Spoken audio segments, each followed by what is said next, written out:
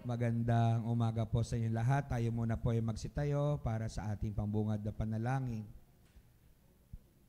Yuko natin ang ating mga ulo at damhin natin ang presensya ng ating manunubos at tagapagligtas.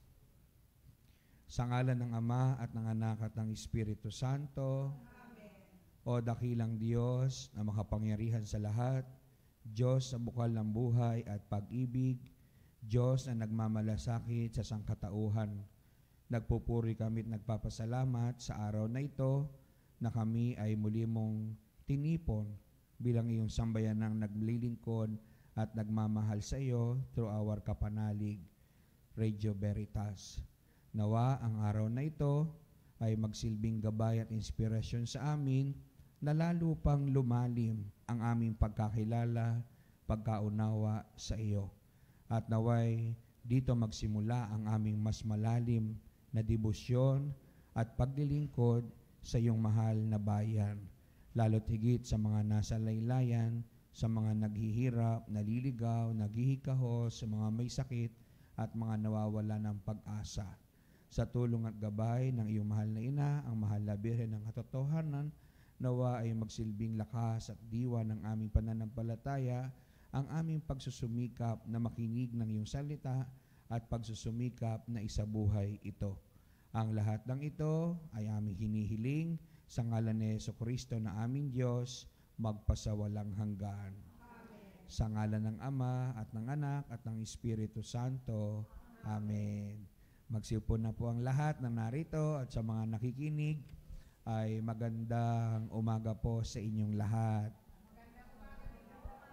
Ako po, gaya ng nabanggit, ay si Padre Rene Bernardo. Mula po ako sa Diocese ng Caloocan.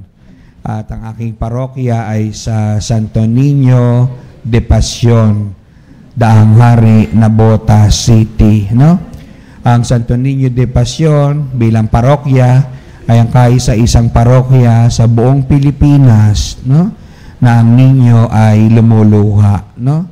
Ang ninyo sapagkat ang kanyang hawak ay krus, pako at koronang tinik. At yan naman ho ang dahilan ng pagsilang ng ating Panginoon. No? Maliwanag naman ang dahilan ng pagsilang ng ating Panginoon upang tayong lahat ay maligtas. Kaya ang tawag sa kanya ay manunubos. No? Kung pagbabasihan natin na yung salita ng Diyos, ito ay memorize natin lahat. John 3:16. O ano sa Tagalog yon? Sa tindi ng pag-ibig ng Diyos sa tao, ay ibinigay niya ang kanyang bugtong na anak upang sino mang sa kanya ay sumampalataya ay hindi mapahamak, kundi magkaroon ng buhay na walang hanggan. O sa English, for God so loved the world that He gave His only begotten Son, so that whoever believes in Him might not die, might not perish, but have an eternal life. No? Kaya nga yung iniatang sa akin na topic sa buwan na ito ng Kapanalig Day ay Jesus, Anak ng Diyos, at tagapagligtas ng sangkatauhan. No? At ito ay nakaangkla una sa dalawang mahalagang katotohanan ng Diyos. Ano po yun? Number 1 ay pag-ibig. Love. Ito yung pag-ibig na hindi pakabig. Ito yung pag-ibig na ikalawa, ano sinabi? Nagbigay. No? Kaya nga ang panahon ng Pasko ay give love. No? Kaya nga napakasarap ng Pasko, favorite nating lahat. Lahat ng tao mapagbigay. Ito ang mga panahon na kung saan ay ang magkaaway, nagkakabate, yung mga magulang at anak na hindi magkasundo, nagkakasundo. Para bang you need na to say sorry, no? Batiin mo lang ng Merry Christmas, batiin na kayo. Magkakapitbahayan, nagbibigayan. After ng Christmas, nagbibigayan pa ba? Yan ang hamon, no? Yan ang hamon sa atin. Baka sabihin mo, Father, oo, nagbibigayan pa rin ng basura, no? Ng murahan, no? O kaya tain ng aso, no? Number 1 yung problema sa mga magkakapitbahay. Lalo na kapag ikaw ay nasa mga lugar na ang aso walang disiplina, no? lagi na lang nagpo-post sa Facebook. Anyway, yan ay isang malaking hamon, no? At itong pag-ibig ng Diyos, kung bakit siya naparito, ay isa lang ang dahilan. Kung ito'y lalagumin natin lahat, tutumbukin natin, ang dahilan ng Diyos para tayong lahat ay makarating sa langit. Ayun, no? Talagang yun lang naman ang dahilan ng Diyos eh. Ang tayong lahat ay makarating sa langit sa pamamagitan ni Jesus. Ang katotohanan at ang buhay. Jesus is the way, the truth, and the life. No one comes to the Father except through Him. Para bang no one comes to heaven except our Lord Jesus Christ.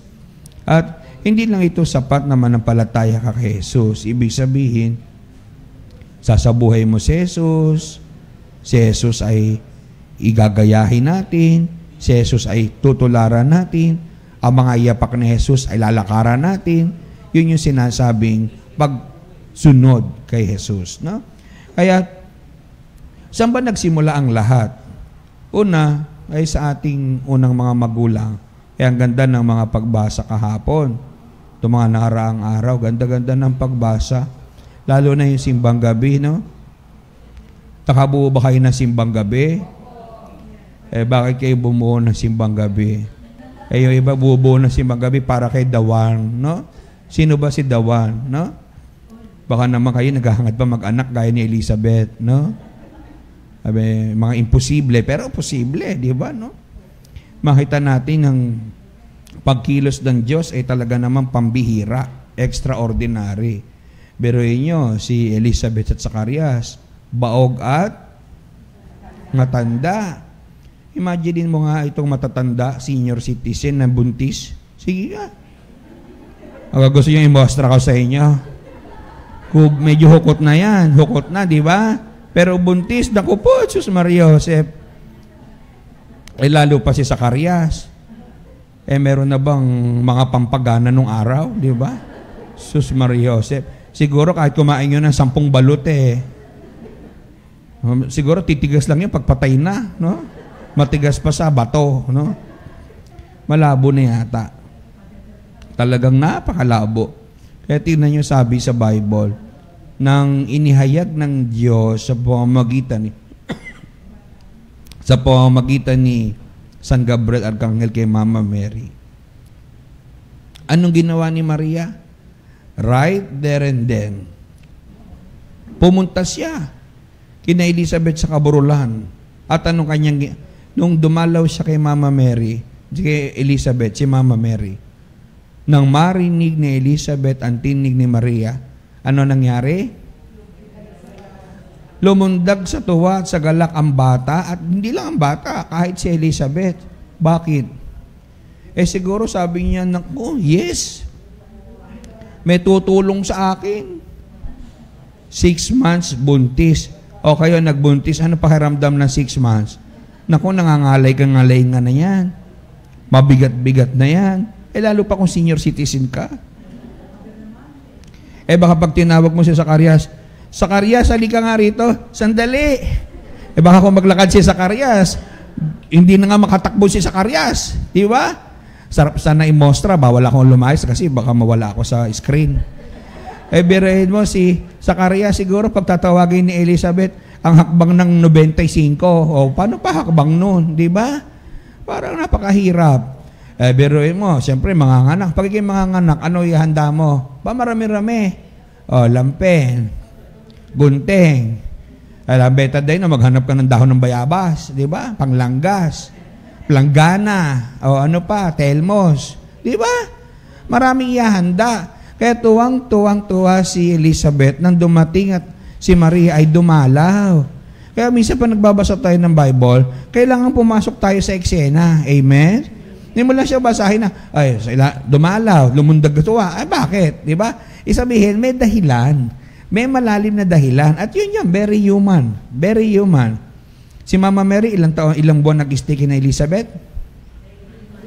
3 months. Anong ibig sabihin? 6 months buntis plus 3 months nag-stay hanggang ipinanganak ni Elizabeth ang bata. No? Ibig sabihin, talagang si Mama Mary, bagay na bagay yung tawag sa kanya. Ina ng laging, yes! Ayun, to the rescue, si Mama Mary.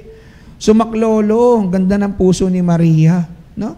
Napakaganda ng puso ni Maria. Bagay na dapat natin tularan. Ano pa? Alam nyo, napakatagal na panahon na hinintay ang pagdating ng Mesiyas. Di ba? Ano sabi sa mga pagbasa ng harang araw? Panahon pang araw ni Moises. O, panahon pa ng propeta Isaías. Ano sabi niya? May darating ang panahon, may sisigaw sa ilang. Darating ang panahon, papanganak ang manunubos, ang Kristo, ang Mesiyas. Matagal ho na panahon yan. Daang taon na hinintay ang pagdating ng Mesiyas. At pero tingnan natin anong sabi sa salita ng Diyos. Isinugo ng Diyos ang Arkanghel Gabriel sa isang dalaga sa Galilea na ang pangalan ay isinugo. Ibig sabihin, bago isinugo, ano meron ng Diyos? Checklist. May qualification. Hindi naman basta sinabi, halika nga rito, amor, magbuntis ka. Buntis ka na, ang anak ka. Hindi ganon. Ibig sabihin, mayroong qualification ng Diyos ng pagpili kay Maria at hihimayin natin mamaya. Anong sabi? Bago isinugo, ang Diyos ay nagbigay ng mga dahilan. Marahil siguro, ano ang mga tangian ni Maria? Dalisay ang puso, mababang kalooban, mahusay ang pagkatao, masunurin sa Diyos, mahusay ang pagtalima sa kalooban ng Diyos. Ano sabi niya sa kanyang sarili? Ako ay alipin ng Panginoon. Wow! Napakaganda. Kaya nga yung ibang kulto, ibang relihiyon, hindi ko maintindihan bakit galit na galit kay Maria. Himayin natin ngayon. Ano yung ating dinadasal? Aba, Ginoo, sapagkat nabuo ang Ginoo sa pagiging patriarkal. Pero, aba, Birheng Maria. Tandaan natin na si Maria ay birhen. Tingnan nyo ito. Si Elizabeth, matanda na, baog. Pero may asawa. Siguro yung asawa niya, talagang wala. Gamitin nyo ang isip nyo. Di ba? Wala talaga. Na? Si Mama Mary, ano si Mama Mary? Mag-aasawa pa lang, dalaga at ano? Virgin. Ano ba yung sabihin ng virgin?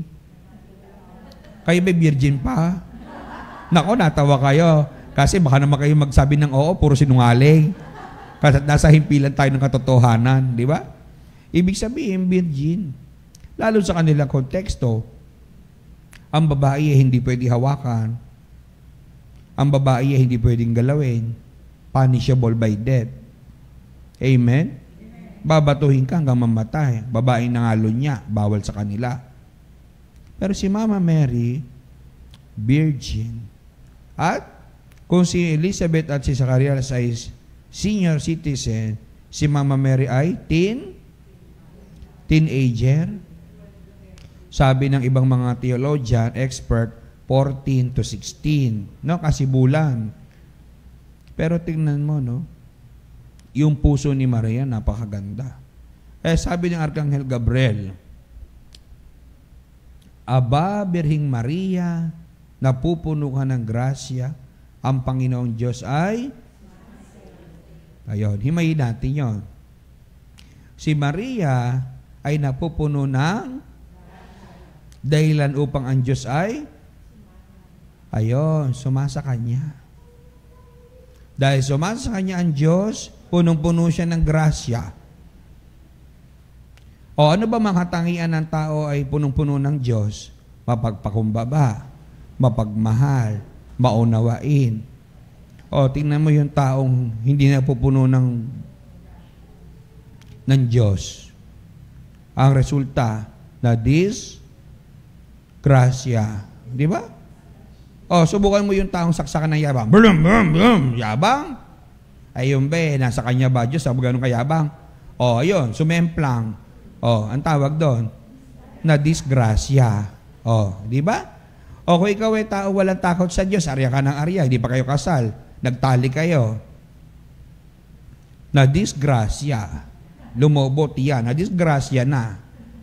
O, halimbawa, ikaw, mag-e-exam ka. Dasal ka ng dasal, walang duda. O, Lord, Lord, Lord, Lord. Okay, Nazareno, etc. Di ka naman nag-aaral. O, bagsak ka. Na-disgrasya. Amen? Ibig sabihin, kapag ang tao ay hindi napupuno ng Diyos, punong-puno ng kanyang sarili, o minsan puno pa ni Satanas, na-disgrasya. Yun ang dasal. Kung bakit si Maria ay kinalugdan ng Diyos, sapagkat punong-puno siya ng Diyos, punong-puno siya ng grasya. Sino nagsabi nun? Arkanghel Gabriel. Sumunod na dasal. Bukod kang pinagpala sa babaeng lahat, at pinagpala naman ng iyong anak. Sino nagsabi nun? Si Elizabeth. Ito, nung dumalaw si Maria, kasi sa Bible, kailangan magko-contemplatio ka. Kailangan pumasok ka. Dumalaw si Maria. Pag ba ikaw ay dumalaw sa isang bahay, ano gagawin nyo? Abay, siyempre, magmamarites. Mag-uusap. Siguro, sabi ni Maria, naku, Ate Elizabeth, napakabuti ng Diyos. Ayan, buntis ka nga. 6 months na. Talagang pinaborang ka ng Panginoon. Siguro, sabi naman ni Elizabeth, ito sabi ni Elizabeth, hindi siguro. Sabi talaga ni Elizabeth, naku Maria, bukod kang pinagpala sa babaeng lahat, at pinagpala naman ng iyong anak. See? Ganon. Ibig sabihin, dialogical. May nangyaring pag-uusap. Hindi basta sinabi na, bukod kang pinagpala sa babaeng lahat. Hindi. Papasok ka para maunawaan mo. Saan nanggaling? Papaano nangyari? Bakit nausal ang salitang iyon? Ang tawag doon, dialogue of life. Bilang mga kapanalig, tayo ganun din. Bilang kapanalig, nagpapatotoo kayo. Alam nyo mga kapatid, ang bait-bait ng Diyos sa akin. Ngayon, meron ka namang kapatid, kapanalig na magsasalita. Ako din, sister. Hindi mo naman pa pwede sabihin na, mga kapatid, ang bait-bait ng Diyos sa akin. Sumagot siya, ako din, sister. Wala akong pakialam sa iyo. Basta sa akin, mabait ang Diyos. Hindi pwede. Amen? Para lang yung sinabing, ang ganda-ganda ng buhok mo. Ano sasabihin mo? Ikaw din naman, Father, maganda buhok mo. Hindi mo sasabihin na, ang ganda-ganda ng buhok mo. Talaga ba? Maganda ako. Hindi ganon. Ibig sabihin, ibabalik mo rin. Pupurihin mo din. Ganon nangyari kay Elizabeth at kay Maria. Ni-recognize ni Maria bilang bisita kay na Elizabeth. Dahil sinabi ng Arkanghel na buntis si Elizabeth ng 6 months, yun ang sinabi ni Maria, salamat sa Diyos, purihin ang Diyos. Ang imposible, naging posible. Nangyari na yun.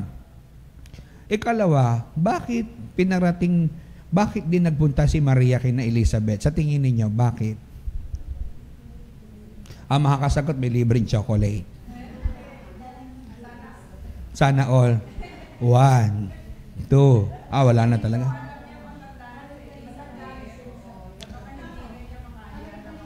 Pwede. Yung sinabi na natin kanina yun. Pero ano yung ikalawang dahilan? Alam na niya. Okay? Wala na talaga. Talagang hindi ko, ano ba? Ito na, sasabihin ko na. Dahil si Maria ay virgin. Manganganak. Para magkaroon siya ng idea kapag siya naman na manganganak. Nakita niyo yung wisdom? Nakita niyo yung karunungan ng Diyos? Dahil walang idea si Maria paano mag-anak, ngayon, nakita niya, ganun pala ako paano mag-anak. Na ano nga gagawin?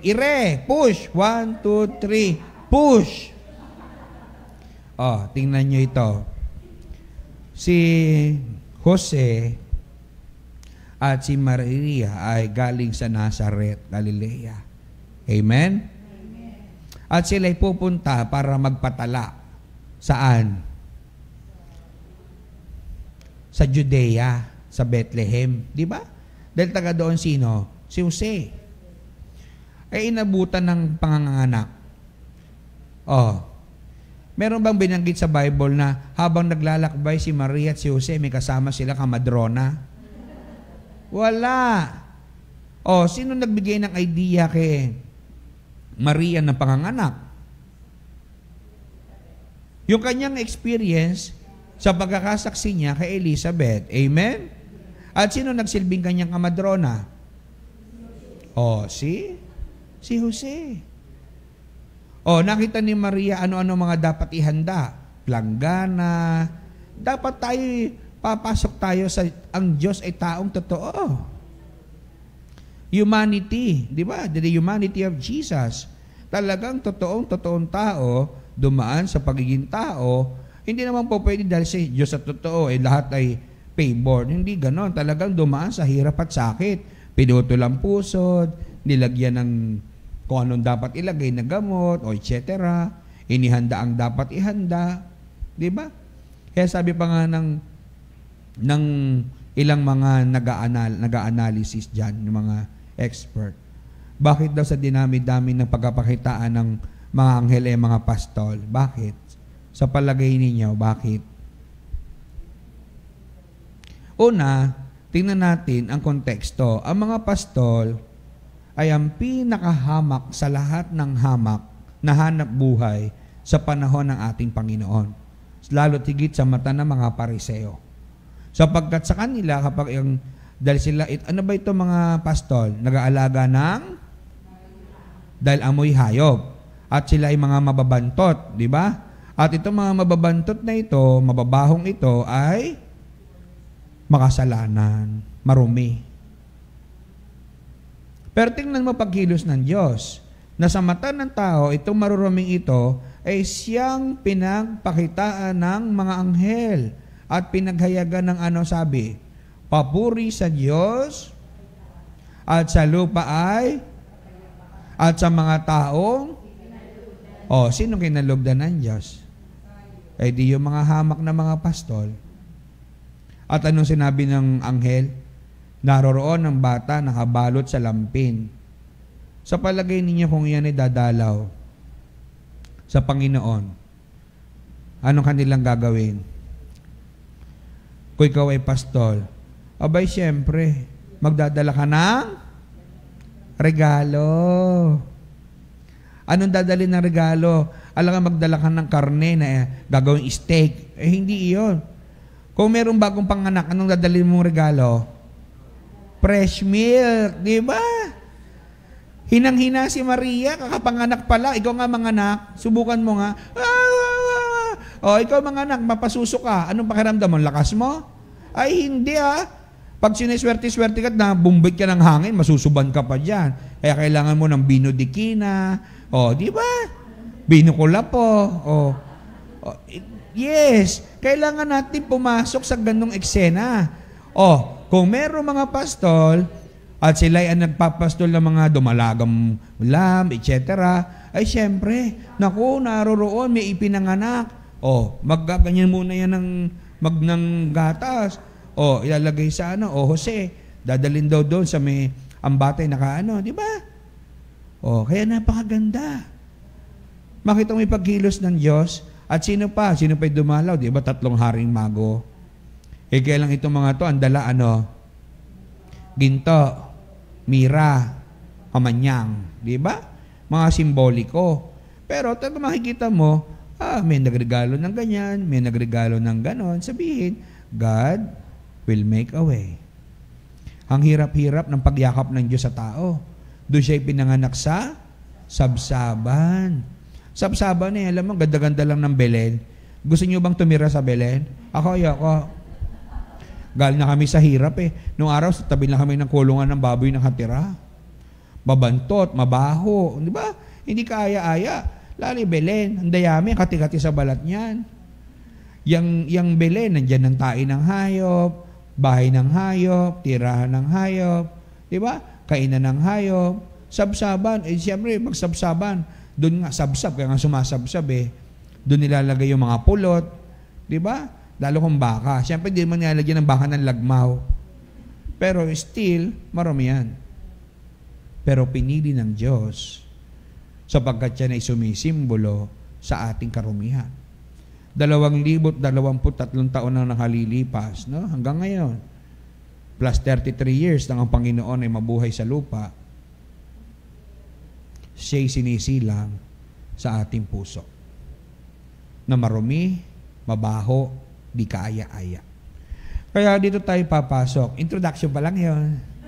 Yes ko, 30 minutes na introduction pa lang yon. Eto, invite nyo ako, panindigan nyo yan. Alam mo si Father Rene, nako. Oh, sige, to God be the glory. Tuloy natin. Jesus, anak ng Diyos, ang sabi. Alam nyo, itong salitang ito, nagagamit natin ngayon. Pero nung panahon ng Panginoong Jesus, hindi pwede tawagin mo ang Diyos na Ama. Ay, hindi pwede. Blasphemy. Punishable by death. Bakit? Sapagkat ang Diyos ay Diyos, Panginoon, Panginoon. Kataas-taasan. Hindi siya po pwede tawagin mo na Ama, sapagkat kapag siya Ama, ikaw ay anak, eh anong pagkakaiba ninyo? Amen? Amen. Para bagang inilalapat mo ang sarili sa Kanya na oo, Ama mo siya, anak ka, pero parehas tayo. Kaya isa ito sa mga dahilan kung bakit ang Panginoong Jesus ay naparusahan ng kamatayan. Ano pa ibang dahilan? Tatlong dahilan. Malulupit na dahilan. Sa tingin ko, kung bakit ang Panginoon ay naparusahan ng kamatayan. Number 1, nakabangga niya ang mga Hindi, mga Pariseo, bangga-banggain niya yan, okay lang yan. Nakabangga niya yung mga businessman. Natandaan ninyo na pinagtataob niya ang mga pera sa templo. Siyempre, mga Pariseo din yon. Natandaan nyo na hinagupit niya yung mga nagmamoney changer doon, nagtitinda, slaughter, etc. Alam mo, kapag negosyo na usapan, ibang usapan na yan. Magkapatid yan, nagpapatayan sa pere. Magulang nga, nagdedemandahan dahil sa lupa. Amen? Amen. Nangyari yan. Totoo yan. Hindi katang isip yan. At marami tao, dahil basta pera ng usapan, kahit kayo BFF forever, ay nako, your best friends now may be your worst enemy tomorrow. When money talks, ayan na. Kaya yun ang nangyari, number 1. Number 2, itinuring ni Jesus, tinatawag niya ang Diyos ay kanyang Ama. Kaya siya ay anak ng Diyos, no? At number 3, hari ng Israel. Nako, kalaban ng gobyerno ito. May bagong hari. Eh kung merong existing hari, si Herodes nga pinatay niya sarili niyang anak. Yes, very good. O hindi ba? Kahit ngayon anak ni Haring David, umaasam-asam na maging hari ng Israel. Ano nangyari? Di ba? Napas lang din. At marami sa kasaysayan. Pamilya, kapag pumasok na tungkol sa kapangyarihan, inggitan, patayan. Ngayon, nandahil sa Panginoong Jesus, binago niyang lahat ang mukha ng Diyos. Meron tayong kani-kaniyang imahe ng Diyos or tinatawag na images of God. Siguro, sa iba sa inyo, tatay, kapatid, manggagamot, kung ikaw ay may sakit, kung ikaw ay naghihikahos, provider, o kung ikaw naman ano pinagdaraanan mo, yun ang imahe ng Diyos mo.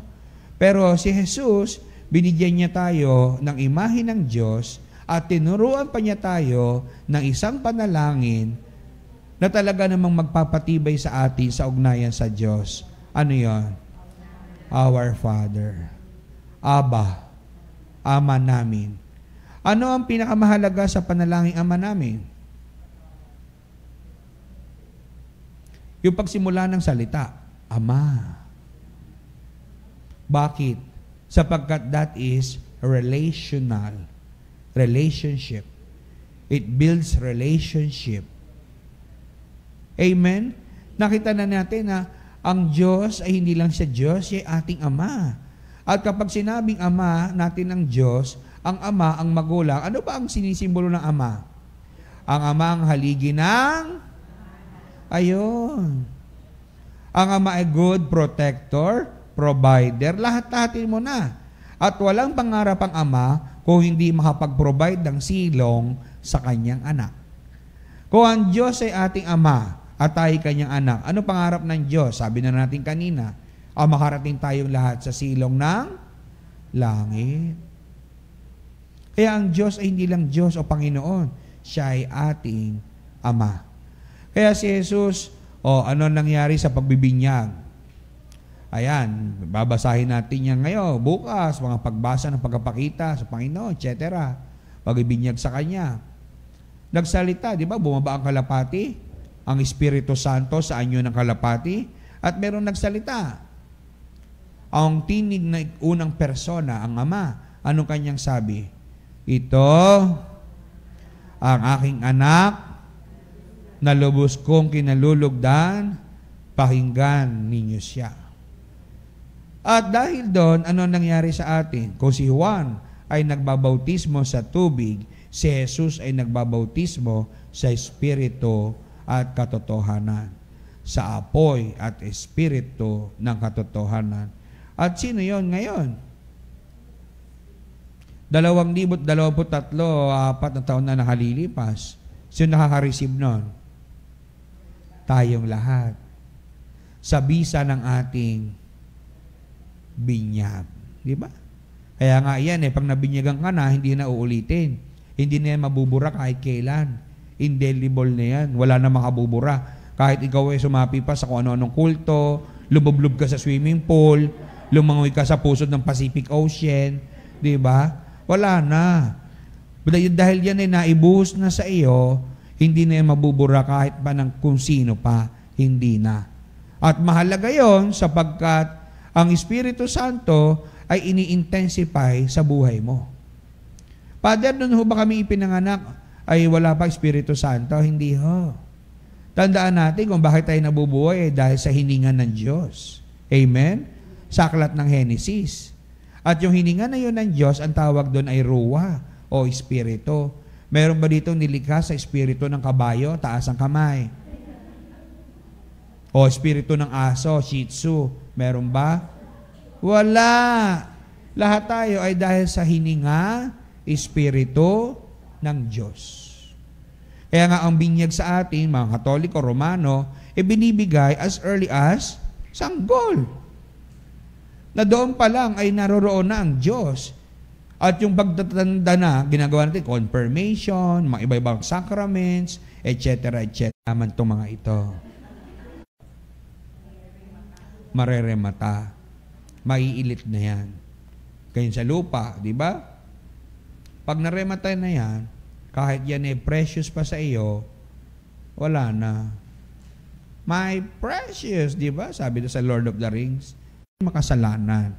Lahat tayo mahina na nangangailangan ng awa at grasya ng Diyos. At yon ang katubusan nating lahat, si Jesus. Kaya nga, idinagdag sa pangalan ni Jesus ay ano? Emmanuel. Sensya kayo, wala akong mga notes, no? Lahat ng sinasabi ko, puro extemporaneous. Emmanuel. Anong ibig sabihin nun?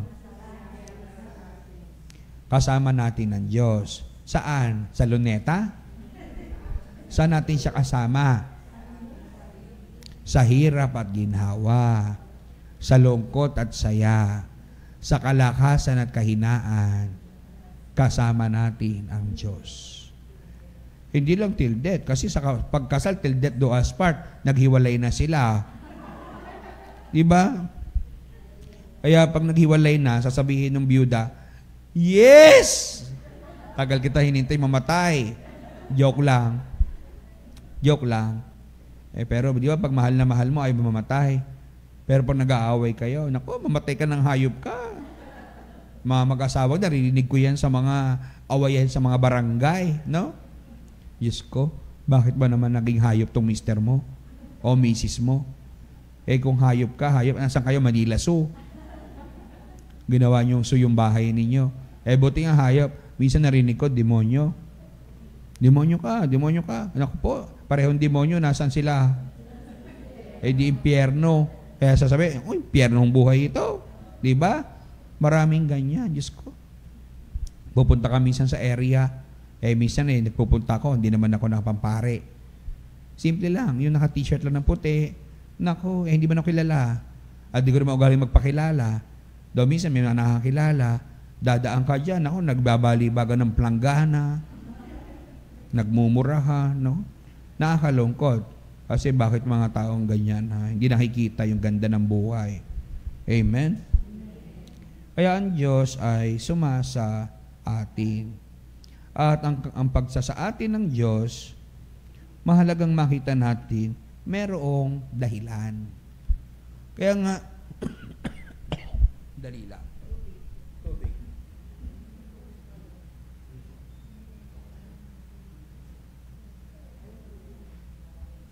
Ako ay pagod, no? Alam mo ba, tuloy-tuloy aking schedule. Simula ng simbang gabi hanggang ngayon. Galing kasi ako ng Amerika. Pagkagaling ko ng Amerika, dumating ako December 14. Diretso ko simbang gabi. Diretso ko na bagong taon. Tapos diretso sa mga gantong napakaraming trabaho. Siguro kung di pa ito matitigil, bukas makalawa patay na ako. Joke lang, Diyos ko, ayoko pa mamatay.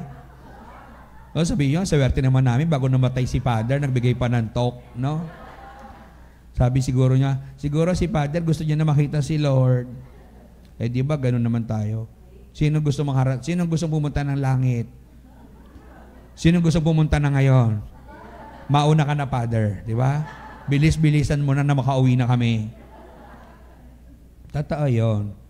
Kaya nga ang Diyos, sabi sa atin, tagapagligtas ng sangkatauhan. Itong sangkatauhan, wag natin sabihin tao lang. Siguro maganda sang tinakpan, no?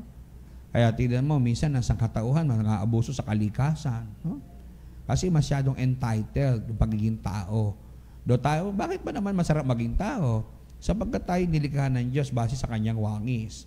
We are all created according to God's image and likeness, meaning, yung mukha natin ay mukha ng, tingnan mo yung katabi mo, mukha ba ng Diyos yan? Mukha naman hong Diyosa, no? Depende, di ba? Kapag mabait, kamukha ng Diyos. Kapag hindi masyadong mabait, Father, mukha impacta, no? Bruha, no? Capital B. Kaya tayo mga kapatid, yan ay isang napakagandang biyaya sa atin ni Jesus. Ang Diyos ay kasama natin. Ang Diyos ay ating tagapagligtas. At para mas malalim mo pa siyang makilala, lagi mo siyang pagsumikapang unawain sa katahimikan. Kung kayo ay nagsimba kahapon, sino yung kahapon na apostol na binanggit sa pagbasa sa gospel? Sino Natanael? No? Binabagalan ko yun eh. Kasi nung minsan may nagkabulol-bulol. Di ba hindi naman Nathaniel? Nathanael. Sige, ito. Nathanael. Sabihin niyo. Sabi na, natain na. Nagkabulol na. Di ba? Bulol na.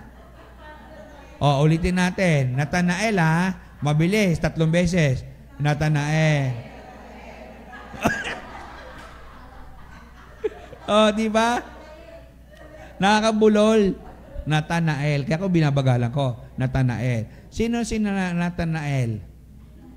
Si San? Makakahula. May libreng chocolate. 1. Wow! Gusto ng chocolate. May chocolate ka sa akin mamaya. San Bartolome. Yes, no? Makita mo yung buhay yung nang tinawag ang mga apostol. Hindi sila tinawag na sabay-sabay. Hindi sila tinawag na 1, 2, 3, 4, 5, 12. Apostol. Ay, hindi. Tinawag sila sa iba-ibang konteksto at sitwasyon ng kanilang buhay. Ano ang trabaho ni Nathanael? May chocolate ulit. Sige, quiz B. Easy round, ha? Letter A, doktor. Letter B, guro. Letter C, inhinyero. Letter D, arkitekto. Sagot. For easy wrong. Taas ang kamay. Guro. Ngek. Ay, mali. O, ikalawang hula. Ngek. O, ikatlong hula. Ay, mali pa rin. Ngek, arkitekto. Si San Bartolome, arkitekto. At mahusay na arkitekto na kaibigan ni Felipe. Kaya kung nagbasa kayo ng mga pagbasa kahapon, di ba? Sabi kahapon sa unang pagbasa, kayo magkakapatid. Huwag kayong tumulad kay Cain, anak ng Diablo. Di ba? Sabi kahapon sa unang pagbasa. At kalaunan, makita mo na ang halaga-halaga ng role ng kapatid. Kaya nga nang sabi ng matandang kasabihan, ang sakit ng kalingkingan, dama ng buong katawan. At ang magkapatid din ang sabi, dapat nagtutulungan. Ang magkapatid dapat nagmamahalan. Yun ang magkapatid. At sa konteksto ng gospel, may mga sitwasyon sa buhay natin, di ho ba? Hindi mo naman biological na kapatid. Biglang darating sa buhay mo na hindi mo inaasahan, hindi mo kilala, pero nagmalasakit sa iyo. Naranasan niyo yan? Yes. Sasabihin mo, napaka-bless ko nang dumating ka sa buhay ko. Pinagliwanag mo ang isip ko. Binigyan mo ng misyon ang buhay ko. Yes. At sino yung BFF ni Nathanael o ni Bartolome na binanggit sa Biblia? Si Felipe. Nakababayan niya na Andres at Simon na taga Bethsaida. Di ba? O ano nangyari ngayon? Pupunta si na Jesus sa lugar na kung saan naroon si Nathanael. Sabi ni Felipe, Master o Abay, pwede po ba na ako may pupuntahan lang na aking kaibigan? Okay, sabi ni Jesus. O, tapos pagpunta doon, sabi ni Felipe, nakita niya na itong si Bartolome ay wala nang gana sa buhay. Bakit nga pala? Sapagkat yung isa sa kanya mga project nag-collapse. Nasira ang pundasyon. Naranasan mo sa buhay mo na kung saan ka magaling, doon ka sinusubok. Minsan ang galing-galing mo sa pera, hirap na hirap ka sa pera. Minsan ang galing-galing mong guro, anak mo puro pasaway. Minsan ang galing-galing mong doktor, ikaw may sakit. Si Bartolome, ang galing-galing na arkitekto, biglang siya nag-collapse sa kanyang project. Nawala na siya ng gana. Para bang ayoko na. At dito siya ngayon. Anong ginawa niya? Kapag ikaw ay bigat na bigat sa buhay mo, anong gagawin mo? Di ba minsan iiyak ka sa bed mo? Unan, side A, basang-basa na. O side B naman, iyak-iyak ka ulit. O side B, basa na. O sleep ka na. Minsan naman, kapag ikaw ay talagang bombarded ka, talagang punong-punong-puno ka na, yung iba, saan nagpupunta? Iba, mga lalaki, karaniyan sa mga patay sinde. Di ba? O minsan naman, pupunta ka sa isang pot session, bisyo, etc. O minsan naman, halimbawa, ikaw, saan ka pupunta? Kapag bigat na bigat ka, magsha-shopping ka. Tawag yan.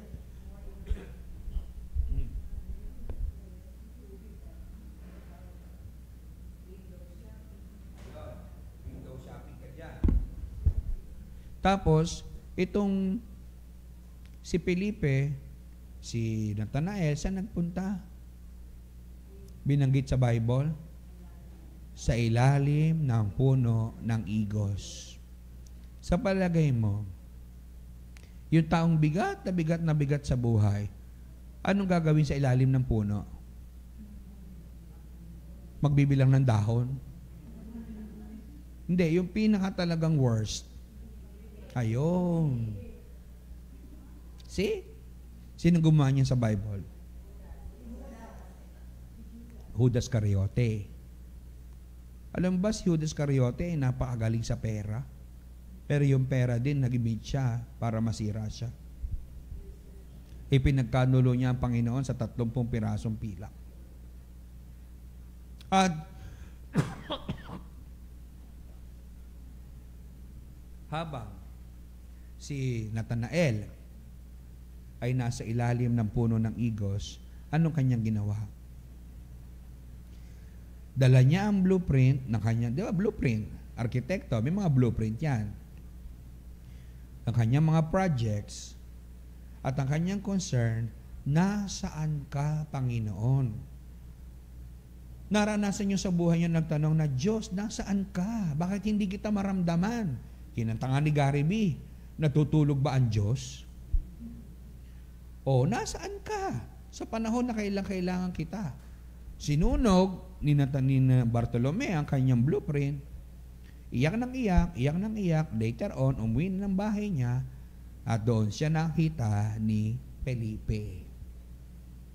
Just in time, na kailangan niya ng someone to help him, to guide him, na magmalasakit sa kanya. At anong sabi ni Felipe? Sapagkat napakatagal na panahon na hinihintay ang Mesiyas, halika na, dumating na, narito na ang Mesiyas, etc. Anong sabi ni Bartolome? Sapagkat siya critical. Di ba? Pag ikaw ay critical, hindi ka agad-agad maniniwala. Kaya dapat ikaw, huwag ka agad maniniwala. Ang taong naniniwala sa sabi-sabi, walang bait sa?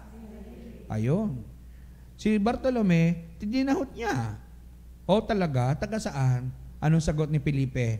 Taga Nazaret. Anong sabi ngayon ni Bartolome? Meron bang manggagaling sa Nazaret na mabuti? At anong sabi ni Felipe? Come and see. Halika at tingnan mo. At anong ginawa ni Bartolome? Sumunod. At anong ginawa ng Panginoong Jesus na nagtagpo ang dalawa? Pinuri siya. Anong sabi sa kanya? At sinabi sa lahat na naroroon, eto ang tunay na Israelita. Para ba sinasabing, eto ang tunay na tao. Totoo. Na yun naman ang hamon sa ating lahat. Magpakatotoo tayo sa harap ng Diyos. At ganun din sa ating kapwa. Amen? Mahirap magsuot ng maskara. Mahirap mag-pretend. Halimbawa, hindi ka naman mayaman, mag-pretend kang sosyal. Mahirap i-maintain yan. Akala ng tao, iba-iba kotse mo, yung pala nakagrab ka lang. Amen? Yes. O, ang dami-dami mong mga kung ano-anong ginto, mga kung ano-anong sinusuot na kung ano-anong mga alas, Swarovski. Yung pala, puro peke. Galing sa ano. Di ba? O, lagi ka halimbawa, nagtitreat ka kung saan-saan ka nagpapakain. Yung pala, puro utang, credit card. Mahirap i-maintain yung ganyang buhay. At ang Panginoon, ayaw niyan. Kaya gusto niya yung ugali ni Natanael na totoo. Magpakatotoo. Huwag ka namang, dahil sobrang totoo ka naman, lantad na lantad naman yung pagiging totoo mo na ang wala kang tanghalian, tubig ka na lang doon sa CR. Siyempre, bibigyan mo naman dangal ang sarili mo noon. Hindi naman nagmumukha kang kawawa sa harap ng iba. No one and nobody can make you feel inferior without your consent. Diba? Sabi ni Eleanor Roosevelt. Isang movie yon sa Princess Diaries. Diba? Kay Anne Hathaway. At ngayon, anong nangyari? Sinabi ngayon, di ba ang concern ni Natanael, di Bartolome, nasaan ang Diyos? Tandaan mo na siya lang mag-isa sa ilalim ng puno ng igos. At anong sinabi ni Jesus? Nakita kita sa ilalim ng puno ng igos. At nung sinabi yon, hindi lang yung sinabi na, ay nakita kita sa ilalim ng puno. Hindi lang. Papasok ka ulit sa contemplatio. Dinitalye ni Jesus lahat-lahat sa kanya. Ano yung kanyang ginawa? Ano ang kanyang sinabi? Ano ang kanyang concerns? At ano nangyari kay Bartolome? Siguro, tulo ng tulo ang luha niya. Tulo ng tulo ang luha niya. Dahil sa sobrang kagalakan ng puso niya, na napatunayan niya na ito ang Diyos, ano sabi niya? Tunay na ikaw ang anak ng Diyos. Tunay na ikaw ang hari ng Israel. See?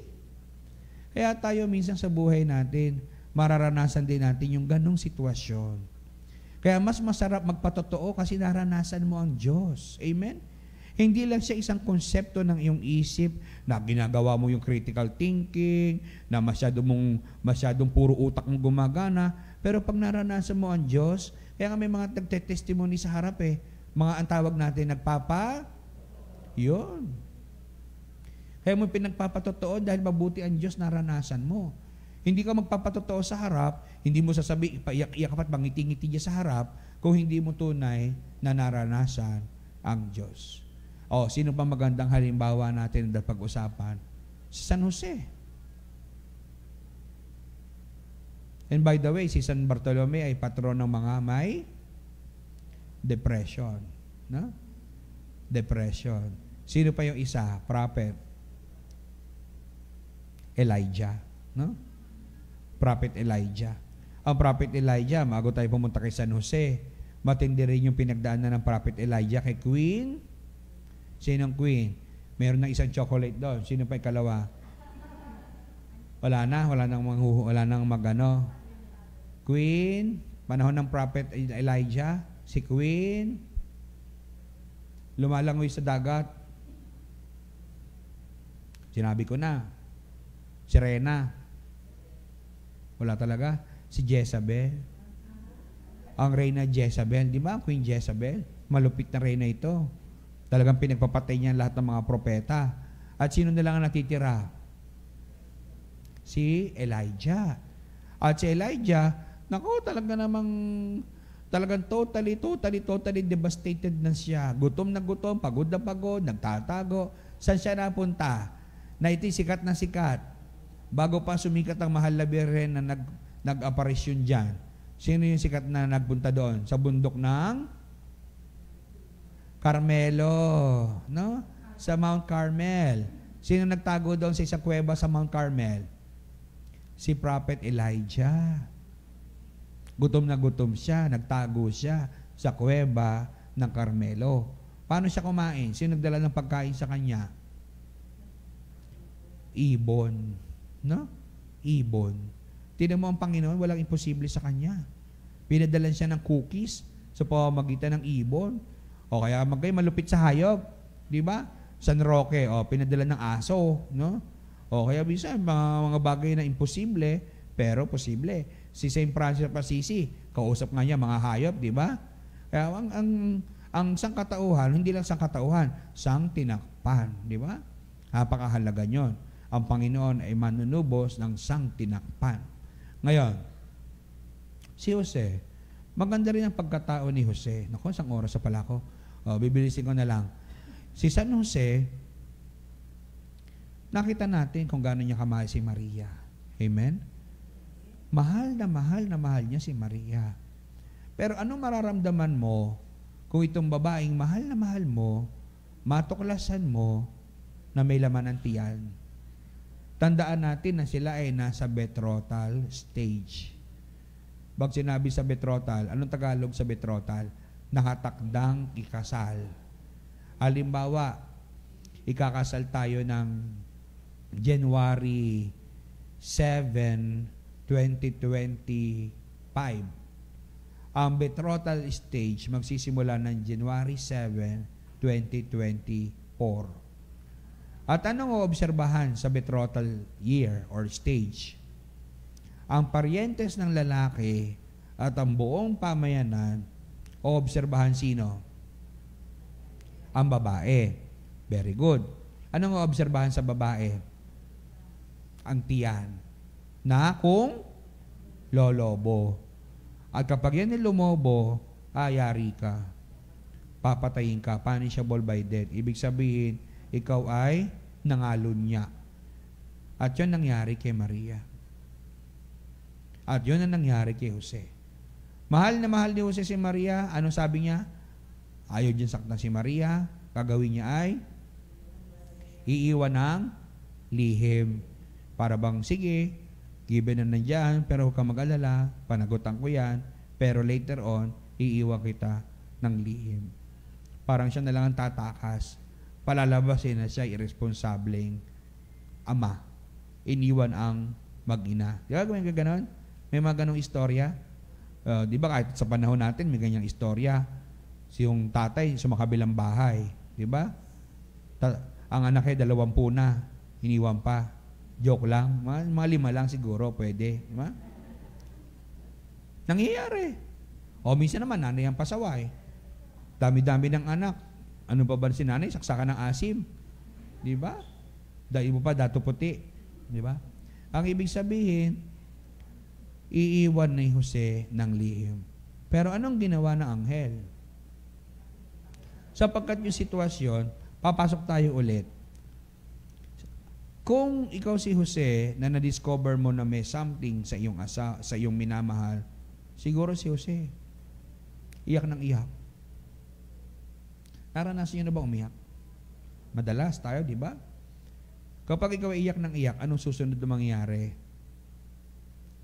Mamagamata mo. Pag namagamata mo, bibigat. Pag-araan, anong mangyayari? Antokin. Di ba? Antokin. Ngayon, itong si Jose, inantok. Ano nangyari? Dahil maganda puso niya, inantok siya. Kinausap siya ng Diyos sa pamamagitan ng panaginip. Di ba? Kaya tingnan mo yung taong maganda puso, ang ganda ng minsan tayo pag nanaginip, Lord, 6 digits. Number. Di ba? O, minsan naman kapag hindi maganda puso mo, nakikita mo yung makaaway mo. Di ba? Mga halimaw, hinahabol ka ng taga. Minsan hinahabol ka ng ataol. Di ba? Father, ano bang ibig sabihin? May merong itim na pusa, may itim na kabayo, hinahabol ka, di ba? Kasi hindi maganda puso eh. Pero pag maganda puso mo, tingnan mo si Jose, kinausap ng Diyos sa pamamagitan ng panaginip. Iniligtas ng Diyos ang kanilang samahan sa pamamagitan ng pakikipag-usap ng Diyos through angels sa panaginip. So my dear friends, ang Diyos, ang bottom line ng lahat ng ito, God will make a way. Ang Diyos ay gagawa at gagawa ng paraan para sa atin. Amen? Kaya ang mensahe, una, ang ganda ng ating topic. Sapagkat ito ay panahon na kung saan habang tayo ay papasulong sa bagong taon, ay makita natin si Jesus. Na kung paano siya naging anak ng Diyos, tayo man ay anak ng Diyos. At ikalawa, bilang ating tagapagligtas at manunubos. Kaya yung bagong taon, masarap pagbago, hindi ho ba? Bagong sapatos, ayaw mong madumihan. Bagong cellphone, ayaw mong bagong pera, ayaw mong malukot. Masarap yung bago. Huwag lang yung bagong asawa. Baka taon-taon bago asawa mo. Hindi pwede, di ba? Kaya napakahalaga ng bagong taon sa bagong tao. Ano yung dapat yung nagpapanibago? Bagong isip, bagong puso, bagong diwa, bagong lakas. Yes. Kaya ngayon, kaya nga si January, si Janus, sa Roman deity, Roman God, no? Diyos-Diyosan. Meron siyang mukha sa likod, meron siyang mukha sa harap. Tumatanaw sa nakaraan, tumatanaw sa kasalukuyan. At mahalaga yung nakaraan dahil yan ang fountain of wisdom. Diyan ka kukuha ng iyong karunungan. Yung iba hindi nakaka-transcend dyan. Kaya nagkakaroon lagi siya ng hashtag, hugot, no? Kung ano hinuhugot na emotera, no? Kung ano mga emosyon ang hinuhugot, minsan negative, ipopost sa Facebook, hindi naman yun ang ibig sabihin nun. Kaya makukuhanin yung nakaraan bilang pundasyon sa kasalukuyan at magsisilbing gabay para sa kasalukuyan. Halimbawa, noong nakaraang taon, ikaw ay lumobo ng lumobo, nakita natin sa, kasi sabi ba naman, kada raw bagong taon, tumalon. Ang epekto, hindi pagtangkad, pagsiksik, no? Lalo sumisiksik. Mo naman lumalapad, parang sako. Ang ibig sabihin, titingnan mo, ano ang mga dapat, ano nangyari, ano ang dapat pagkilos para sa mas magandang kinabukasan. Kaya nauso yung New Year's, New Year's resolution. Kaya resolution, solusyon na muli mong ibabalik. Diba? Solusyon na iyong muling gagawin at gagamitin. Yun ang ibig sabihin nun. So sa pagtahak natin sa bagong taon na ito, ang hamon sa atin ng Panginoon ay pagpapanibagong tao. Pagpapanibagong tao, ibig sabihin, pagpapanariwa ng ating pananampalataya na kung paano ang Diyos ay naging tapat noon, siya pa rin ay magiging tapat ngayon. At ang kanyang katapatan ay hanggang bukas at magpakailanman. Siya lang ang hindi nagbabago. Kung meron bang hindi nagbabago, yun ay walang iba kundi ang Diyos. At kung tayo man ay nagbabago, kung tayo mabuti na, better ka na, go for best. Amen? At kung best na best ka na, go for excellent. Or excellence, go for something noble. Di ba? Ibig sabihin, meron pa tayong ikakaayos at ikabubuti. Pero kung nakikita natin na meron tayong mga bagay na kailangan pang ayusin, huwag tayong mag-atubili na isaayos ito. No? Sapagkat ang buhay ay isang pagpili. Para lang yung pagkain. Sabi nga, the bitter, the better. O, bigyan ka ng tsokolate ni Father. O, bigyan din kita ng ampalaya, ensalada. Anong pipiliin mo? O, di ba, chocolate? Pero in the long run, ang chocolate ay hindi mabuti. Karoon tayo ng medya. O, member kayo ng may diabetes, di ba? Pero in the long run, mapait man ang ampalaya, mabuti sa ating kalusugan. Minsan sa buhay natin, may mga nangyayaring mapapait, gaya ni Nathanael, mapait ang kanyang propesyon, pero may magbubukas pala na bagong bukasyon, ang kanyang pagiging apostol. O si Jesus, mapait man ang kanyang karanasan sa lupa, pero ano naman ang naging resulta? Katubos at kaligtasan nating lahat. O yung buhay ni na Maria at Jose, hindi madali, nila Elizabeth at Zacarias, hindi madali, walang madaling nangyari, pero tingnan mo naman ang resulta. Naging bahagi sila ng katubusan nating lahat. Amen? Kaya kayo man, ano man ang inyong hirap, sakripisyo at pagod, sa totoo lang, pwede naman kayong wala dito hindi ho ba? Mas masarap yata magbingo sa mall. Mas masarap mag-shopping o mag-tong-eat sa tabi-tabi. O kaya maglaba-laba na lang kayo sa lugar ninyo, sa bahay ninyo. O baka sabihin ng mister mo, pag darating ka, saan ka na naman galing tinamaan ka ng kulog? Ha? Naglamyerda ka na naman, lalagpas ka na ng langit. Di ba? O swerte ka kapag supportive yung asawa mo. May mga tao nga, may mga ilan dyan sa inyo, asawa mo, kalaban mo, pag darating ka sa bahay nyo, yung isa, sabi sa akin, isa, Father, bakit naman ganun? Kada uwi ako ng bahay namin, galing simbahan, sumasalubong sa akin ng diablo. Sabi ko, bakit hindi mo pa siya iniwan sa simbahan? Hindi sumasama, nasa bahay lang. Totoo yun. Talagang meron tayong kani-kanyang pasang krus. Pero bakit mo pinapasa ng krus? Dahil sa pag-ibig. Hindi mo nang papasanin kung di mo mahal Amen? Di mo mahal ba't papasanin? Sira ba ulo mo? Kaya mo pinapasan, mahal mo.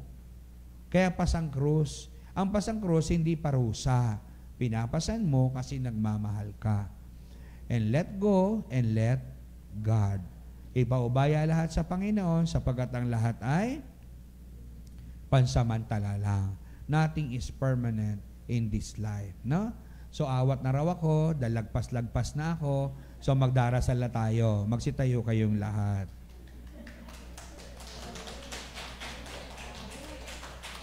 Tayo magsitayo, pikit natin ang ating mga mata at panalangin natin ang buong Reggio Veritas, itong ating mga kapanalig, mga narito at wala dito. Naway patuloy ang bawat isa na pagpalain ng Diyos sa ngalan ng Ama, ng Anak at ng Espiritu Santo. Panginoon Diyos na maawait mahabagin, basbasan lahat ng naritong kapanalig at mga kapanalig sa mansulok ng daigdig. Nawa ang aming mumunting pagninilay ay makatulong sa amin para lalo ka naming mahalin at paglingkuran. At naway aming masumpungan sa aming kalooban ang kaligayahan na maglingkod sa iyo at magmalasakit sa aming kapwa-tao. Sa tulong at panalangin ng lahat ng mga banal sa langit, aming ipinagkakatiwala ang Radyo Veritas, ang mga kapanalig sa mansulok ng daigdig, ang mga kapanalig na naglilingkod sa himpilang ito, ang mga tao na umaasa at humihiling sa aming panalangin, lalo tigit ang mga nawawala ng pag-asa, mga naghihikahos, naghihirap, nagdurusa, nasa banig ng karamdaman, pagpalain niyo nawa sila, Panginoon. At ang lahat ng naririto sa katahimikan ng inyong puso, ialay ninyo sa Diyos ang inyong mga panalangin or prayer intentions.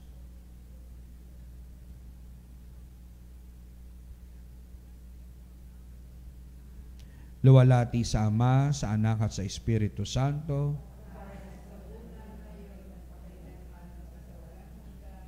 Sumainyo ang Panginoon.